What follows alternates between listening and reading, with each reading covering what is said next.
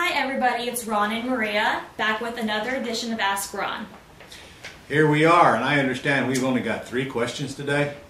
So what are you guys doing? Taking September off up out there? Come on, get the questions in here. It's October almost now, so let's get going. We got 3 months left in this year. Quit laying down on me. Send the questions. Make them good ones too. Don't forget to tell us where you live. It's important to me because sometimes the state you live in will really determine the answer to the question you ask.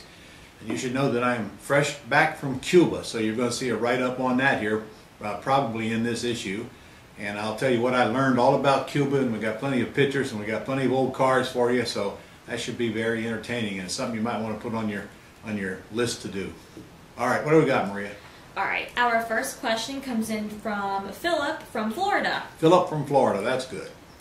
Hi Ron, I might have a deal where the seller needs to sell before a certain date for tax reasons. If I buy it subject to or with a wraparound mortgage by that date, will that satisfy the sell-by date with regard to IRS rules? I do not have additional information on the tax situation. Philip, I don't know what you're talking about. I don't know why the seller has to sell it by X date for tax reasons. That's the first thing I'd have to know. Perhaps you could find out that and describe it for me and send it to me.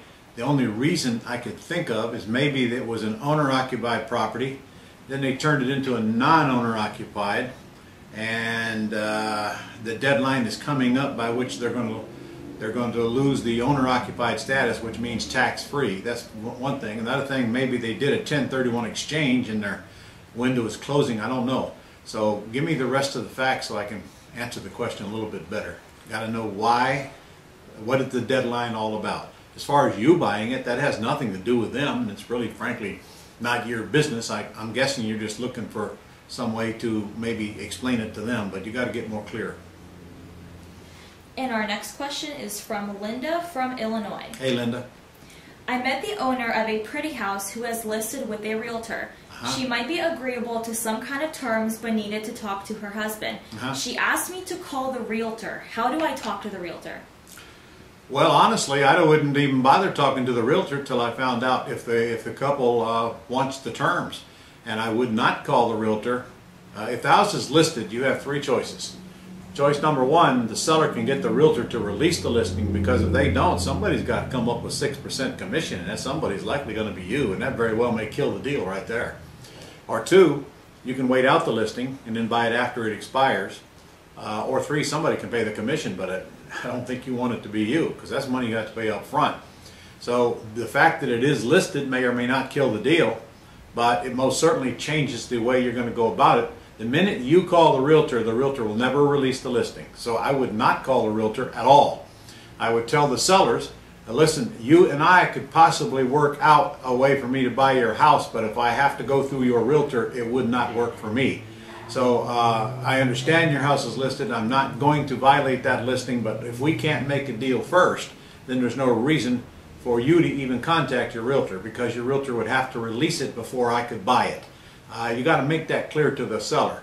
Do not call the realtor under any circumstances, or they most certainly will not release it. I mean, you couldn't blame them, because the realtor will immediately know that the buyer's found the buyer and tried to go around their commission.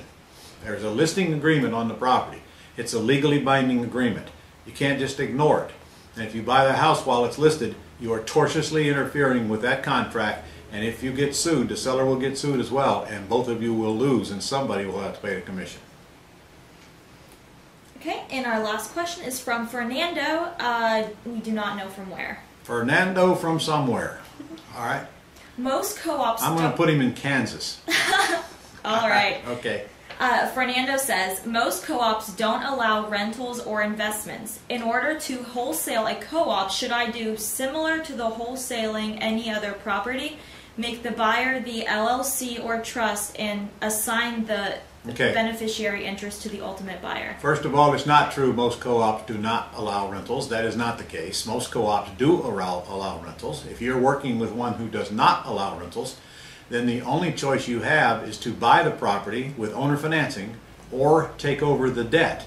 If you own the property, the co-op, well, then you still can't put a rental in there if it's against their rules. However, they have no rule that says you can't sell the property with owner financing or just transfer the debt to another buyer and get a check.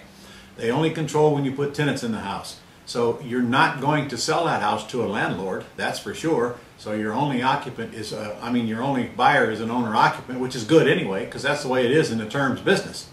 You are trying to make this terms deal into a wholesale deal. There's very little difference except that in a wholesale deal, you put it under contract, you flip the contract. Okay, you might be doing that, but in this case, you're going to be you're buying from an owner occupant, you're selling to an owner occupant. Whereas wholesale deals, you're buying from sometimes owner occupants or banks, and you're flipping to investors for the most part. It's very similar, but you're flipping a terms deal, not an all cash deal. I hope all that made sense to you.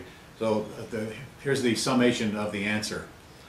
You can sell the house with owner financing, and the co-op can't stop you.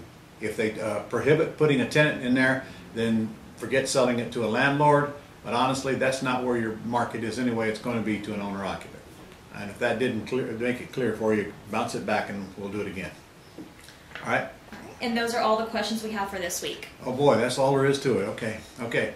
I hope you guys have set aside February 14th of next year now, because you're going to be in Florida for our summit. We got Gene Simmons' book, The King of Kiss is Coming. We got some other cool surprises for you as well. By the way, do you need a new pickup? We're going to give away one. Go down and get registered. Go to RES 2018 right now and get registered, because this baby's going to be full. It's filling up fast already. And we're going to have 1,000 people at this event.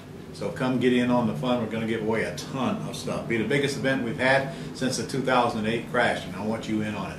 It's very inexpensive too. Right now it's only $197.99 for your guest. We're about to raise that price. So RES 2018. Get on it right now. Book it before you forget it. See you next week.